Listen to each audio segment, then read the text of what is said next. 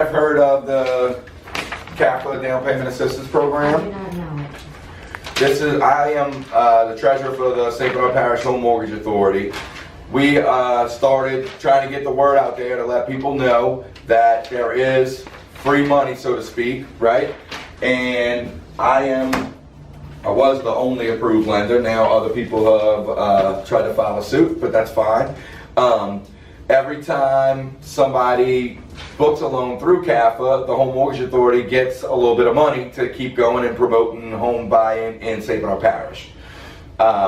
So the overall sense of it is we can give a buyer money to use towards the down payment, their closing costs, or both, okay? Now,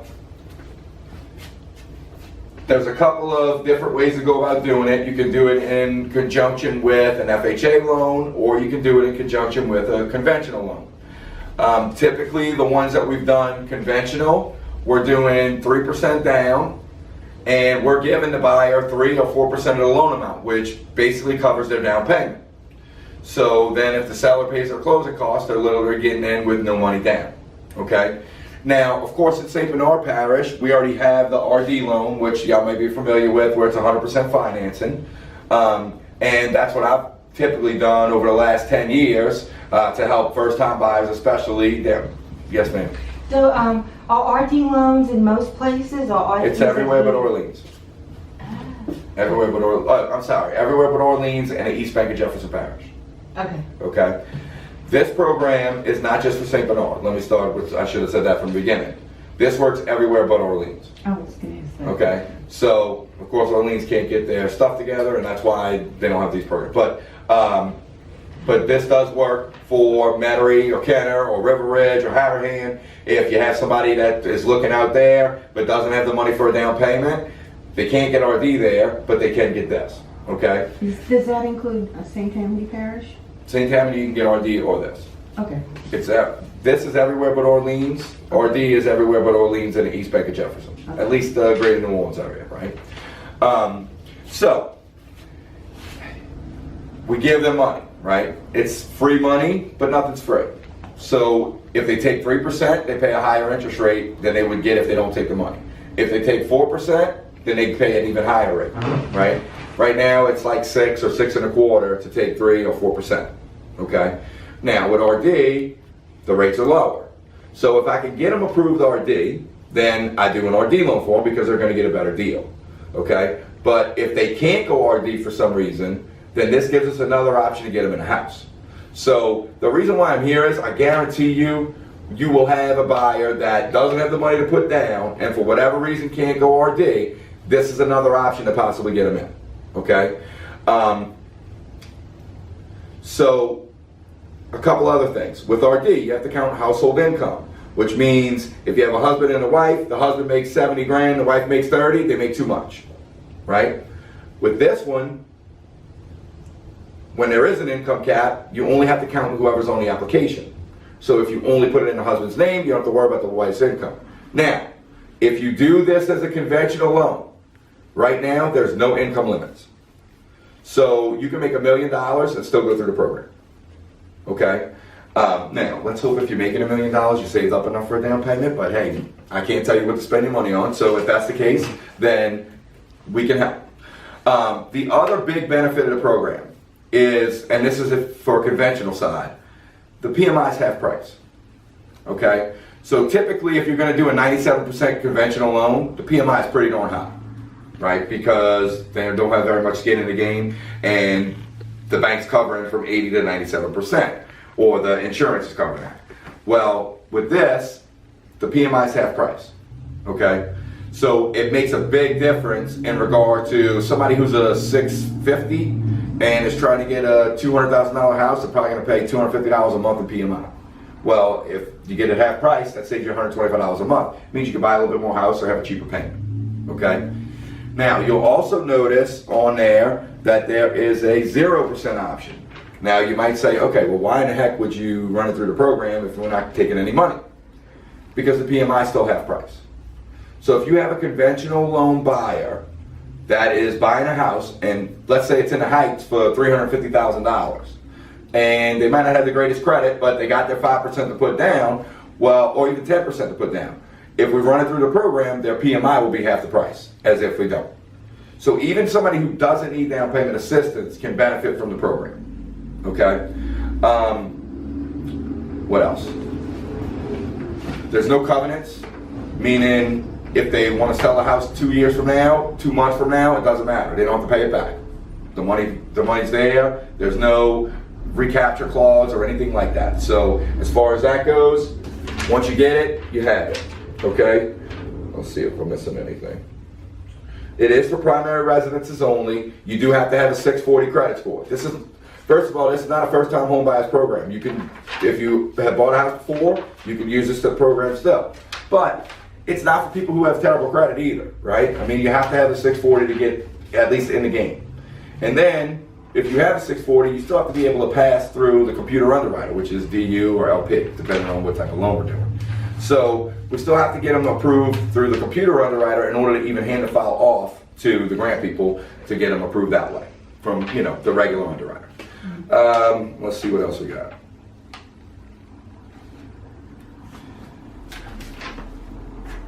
Sometimes it's better to do it as an FHA loan because maybe they really have no money, right?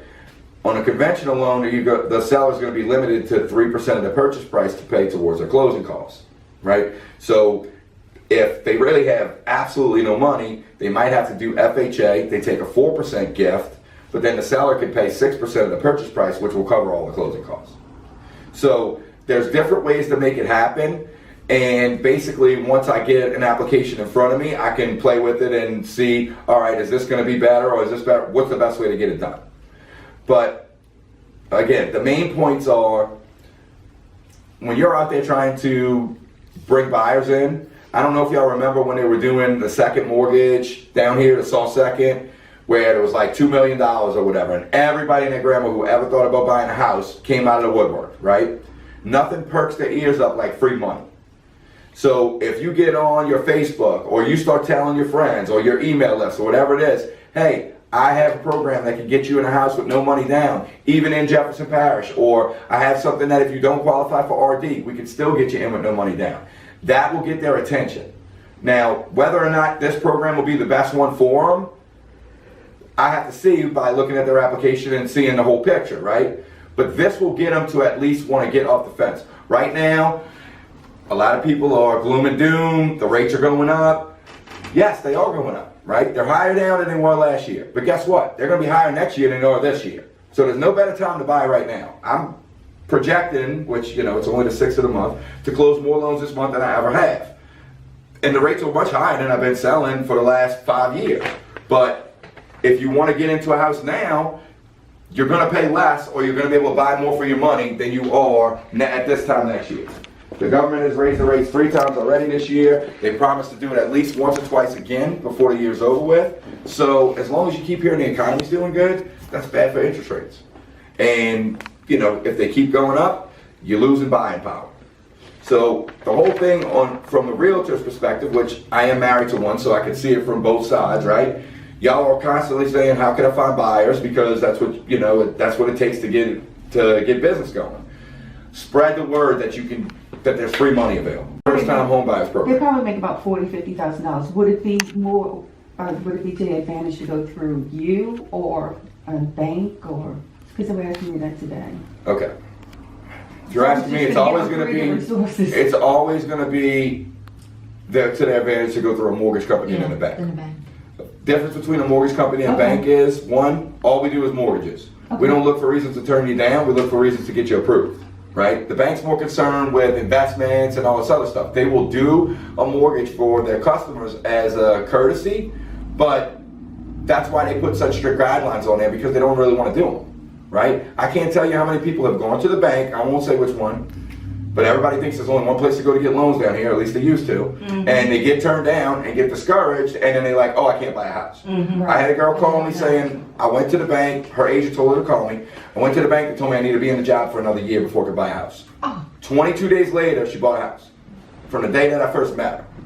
So just because, I'll always tell you a mortgage company is going to be better than a bank every day of the week. not only do we want to make loans, we're licensed. Just like y'all had to go get past the test and you got to do that CE every year that we all love, so do I, right? The people at the bank don't have to do that. I'm strictly commission. If I don't book a loan, I don't make $1, right? People at the bank are going to get their little check, and if they make their 30 or 40 grand and get a little extra $500 bonus here or there, they're happy. So I have a reason to go and figure out a way to get them approved. The bank's going to run your credit. If you're not where you want to be, they won't speak to you ever again. If they have a credit issue, I'll help them fix it. And then once they do fix it, they come back and then I call you and say, hey, remember so-and-so? Their credit's good now. Go show them up to $150,000. So I will work with the buyers to get them in a position that they need to be in order to make a loan, because that's how I built my business. I did refinances for the first 4 years that I've been doing loans, which I've been in for over 13 years now. Then 850 branches got shut down in one day, and I was part of that. So then we started our own company. Well, at that point we could do purchases. So I went around telling everybody, hey, I can go down to 580, right? Just thinking that was the way to tell realtors. Well, what I got was all their 520s, right? So if I didn't learn how to take a 520 and get them up to at least 580, I would have been out of business a long time ago, like most of the people that were there at that time. So I had to learn, what does it take to make credit? Now, it doesn't matter who you are. If I see your credit report, I'll tell you how to make it better. I don't care. I can't imagine there's anybody who could be better at it than I am. I mean, I look at it and I'll tell you, here's exactly what you need to do. And now they have a computer where I can tell you to the penny, hey, go pay this credit card down by $82, and that's going to get you the 4 points you need to get you up to the 640, and now you're in the game. Wow. So, I mean, actually, one time I had to tell a lady, hey, go charge $10 on your credit card, and then your score's going to be where it needs to be. So, it just depends, right? But the point is, me and I'm sure other mortgage companies, they're willing to work with people, because if we don't have loans, we don't have money, right? We don't get paid. We all have bills. I mean, I have a wife that likes to spend money. She makes her own, but as long as I'm keeping the house paid for, she can spend her own money and I don't have to worry about it. So I'm willing to work with people. I do it all the time. And I look at all the different options, because it's not just black and white, right? Everybody's application is different. If I took an application on everybody in here, no two applications are going to be the same. So you have to look at the person's situation, you have to look at what goals they're trying to accomplish, and see how do you meld those together to make it where they can go and get the house. What else? Very good. I'll tell you, I learned from going to a No More meeting, their political action or whatever, just whatever presentation they recently had, and said that there was a bill in the legislature to allow bankers to be realtors. Oh, and that was caught. Really? Yeah, is that weird? But it was something that was put in by a legislator who works at a bank, just to, you know. Right. Well, And not knowing how much they're getting into, and the value of what just like you just explained, the value of your expertise and career, and the same thing with us. You know? sure. Here's the other thing. The bank tells their appraisers to lowball. They tell them to be very conservative in their values. Nothing kills a deal like a bad appraisal, right? So, of course, we don't do that. We go and get a fair appraisal, and if the first 3 comps don't work, our appraisals are going to go out and see if there's other comps that will support the value, so that we can make the deal happen. So that's another difference between a mortgage company and a bank. It's just that's kind of how it works. Well, that's great about you being able to help people repair their credit, because that's a big problem with a lot of people, because they do get turned down. Sure. And a lot of the banks aren't writing home loans. Right, because they don't want to. Talk to, yeah. Like I said, they don't want to make a mortgage. They much rather take your money and go invest it and make money off of that. Right. That's what they're there for. They do mortgages, like I said, as a courtesy to their customers, but that's not what they want to do. And I mean, you can walk into a bank and see the people who are there sitting in their mortgage department. I mean, anytime you go in a bank, it's definitely different. By the way, I do have an office right here in Chalmette. If y'all know where Ditto's is, Yeah. they're on this Is that side, I'm on building? this side. Oh, okay. Would you have any business cards? I do. They're on my car. But I'll Okay, remember they're on my way out. I'll get them before I leave. Oh, for sure. great. Yeah, I just wanted to remind you. Yeah, no, sure, I have them. My info's all on the flyer too. Yeah. Thank you. Really, Thank you, Claude. take my cell phone number and put it in there. I always tell everybody, if you're working, I'm working. So if you got a question, like, I mean, you see I'm here at 4:30 on a Friday, right? But if you got a question and it's a Friday evening or it's a Saturday, if my phone rings, I answer. Now, full disclosure, for the first time since 2009 when we all got laid off, I had a day off. We went on a cruise Thursday to Monday. I left my phone in the cabin for the 4 days. I said, I'm not going to. Good for you. I worked half my honeymoon, right? So I'm like, now my wife, she didn't leave her phone. I had to buy her the internet package, and she's over there playing. You know, but that being said, I left it up there. Now, that's because I had good processors that everything that I had, I got handed off to them. And once I hand it off to them, they pretty much handle it. Unless there's an issue, then I got to pick up the file and look at it and say. But until those 4 days, and probably until who knows forever, if the phone rings, I have it and I'm answering. I can't tell you how many numbers call, especially I put an article ad in the paper about this program and then my phone just started blowing up. But if the phone rings, I answer it. It doesn't mean that, it doesn't matter if I don't know who the number is, because if I don't, they're gonna go call somebody else, right? So I'll talk to them, see, you know, what's going on. I have a lot of agents that I work with that'll be standing in the house as they're showing it. And before they leave the house, they'll call me. And I can even hear him sometimes, oh, he's going to answer. Like, I pick up, and before he always answers, you know. And it could be in the evening time or on the weekends. Yeah, I mean, the customers make our schedules for us, right? And on top of that, the agents make my schedule for me. So if there's anything that y'all need, my cell phone is always on me. If you call me, if I can't give you the answer right away, I'll be upfront with you and tell you, hey, I'm not really sure, but I can. Like, I had a question today, can you do a loan for a trust? Well, nobody has ever asked me that before, right? I sent the email up to corporate, and like 2 hours later, they came back and said, yes, you can, and here's how you have to do it. So we're going to do that loan for them. So it just, again, the difference between me and some other people, I won't say everybody, because I'm sure there's a lot of people that work the same as I do. I look for ways to make it happen, as opposed to reasons why we can't. I look at, all right, what are they going to try and do to turn us down, and what do I need to do to make sure that they don't ever have that opportunity? I try to answer every question that an underwriter has before they can even ask it. The other thing that I do that is a little bit different than everybody else is, okay, if you send me a buyer, I talk to them, I put in an application, I pull their credit, I call you back and say, hey, looks like they're going to be good for RD up to $150,000, right? You go start showing them houses. Everybody else, for the most part, doesn't pick up the file or touch it again until they go under contract. Okay? So you might show the house for 2 weeks, you might be showing them houses for 2 weeks, 2 months. And who knows how many hours, right? That's not what I do. When I hang up the phone with the buyer, before I hang up, I've already emailed them a list of what documents I need.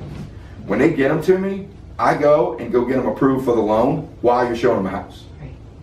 So now, I mean, I say I get them approved for an amount. Really, I get them approved for a payment amount, right? So if I get them approved for $1,000 a month, you start showing them houses. Hey, Claude, they like this house. Let's get insurance quotes.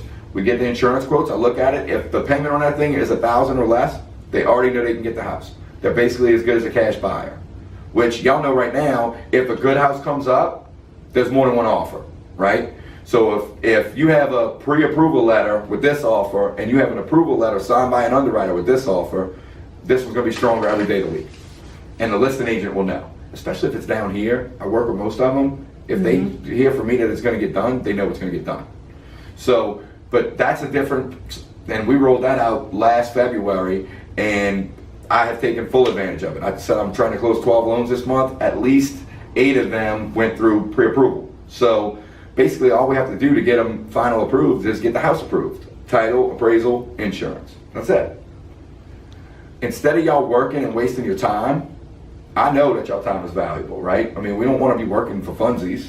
So, and y'all certainly not tour guides, right? So Yeah, I am. She's a real tour guide. well, Wah, wah. Okay. did you say that like pun intended, like real tour guide or actual tour guide? You meant? She is an actual tour guide. Okay. Yeah. Wah, I used wah. to drive a carriage. Is that your side job? Yeah, I still do private Oh, tours. she's Okay. awesome. Yeah. But you don't want to be a tour guide to your potential buyers, right? No. Like in oh, other no, words, if you're going to get up on a Saturday and go show them 4 houses, Yeah. Oh, I you want said to that know is There's more- Martha Stewart hanging around the house. you want to know that there's a chance that they could actually buy those houses. Yeah, it's, Yeah. That's the not point. it's not a haunted tour. Right. Let's hope. But yes, My approval letters are not pre-approval letters. They're approval letters. It comes from the underwriter, and it gives you a list of conditions for final approval. So if there's 2 or 3 things that they need to get, and they haven't picked a house yet, well, I go get those and get them back up to underwriting and get those steps cleared. So now, all we need to do is, again, title, appraisal, buying the insurance. That's it. So that's a little bit of the difference between me and what other people do. Now, like I said, we started doing those pre-approved, those real underwriter approvals. Towards the end of last year, I started getting, my wife will forward me emails she gets. Oh, look who's now doing it that way. Same thing with the Catholic. But I'd rather be the one out there doing it and having other people copy. You must be doing something right if they're copying. So, Yeah. not only do I offer these loans, I've already booked a bunch of them. I'm going to do 3 more this month. Out of those 12, 3 of them are going through the program. It's not the program that I offer first. It might be what gets them to call in. But if there's a better loan for them, I'm going to give them the better loan, right? I mean, from day one when I first got hired on, it was your job is to make sure you give the customer the best loan you can get them. So that's what we look at. But this just gives us another option to get people in the house who could not get in any other way. That's great. It's wonderful. Thank you. You're welcome. And the repairing the credit is real important because I get a lot of them that say, well, I got some dings on my credit and, Sure. you know, Sure. they've been turned down before. Right. Well, and again, if they went to a bank and got turned down, Yeah. their credit might be good enough to get a loan there. Right. It's just the bank won't give them a loan. And that's why, you know, we work with, when you're a mortgage company, you work with a bunch of different investors. We probably have 20 different investors we can price the loan out through, and some of them will take this loans and they won't take others, and vice versa, right? So I go look for, basically I'm shopping for the buyer to see who's going to give them the best deal. That's kind of how it works. Okay, so hi everybody. All right, first of all, I want to thank Claude Meyer with Crosscountry Mortgage. Thank you for coming. Appreciate you coming over here and giving this speech and educating the other real estate agents as well. Teaching them in regards to Purchase Advantage program. Thank you very much. Fulfillment of knowledge. That was definitely, that was good. Appreciate that. Just so y'all would know, his phone number is 504-610-8734. And in fact, you're going to see it pop up, should see it right here, pop up right on screen. Pause it if you have to. That way you can write down all the information. Should be gone by now. Should be off. But also I want to thank all the agents that did come and attend. There will be more to come as well. I know it's very helpful in educating you guys. So thank y'all for coming. The ones that can't make it, definitely understand. Y'all have appointments and other things going on, so it's not always feasible to be able to make it here. So that's why we're doing this video right here. That is the main reason why we're doing a video. That way, for the ones that can't make it, we'll be able to watch the video so as if you was here. Other than that, it is also being posted for the other agents that did attend. If you want to recap, you want to go back and see some stuff maybe you missed. So yeah, so it'll help out in all the aspects in that area. His address as well, which was posted just about a minute ago. His address is 908 West Judge Perez Drive, Suite A, Chalmette, Louisiana 70043. So if you have anybody you're looking to send his way, you have his information. Like he said, it will benefit for some of the people that can't go a certain route. He can possibly put them in a different route. And of course he has to look at the bigger picture, because you never know. They could possibly go a different route. So hey, he's the professional, so that's what he does. That's why he's here. So appreciate y'all. Anyway, catch y'all back up on the next video. Next speech from possibly someone else. So we'll be working on that. Catch y'all later. And one more recap. That is why we intend on being the best of the best, or the best at what we do. So yes, you will have more speeches coming. It will be from many, it will be from different. So I do believe in educating my agents to where they are extremely knowledgeable without hesitation. So hope y'all enjoyed this video, and I will be working on some more speeches for you guys. Thanks, and y'all take care, and good luck.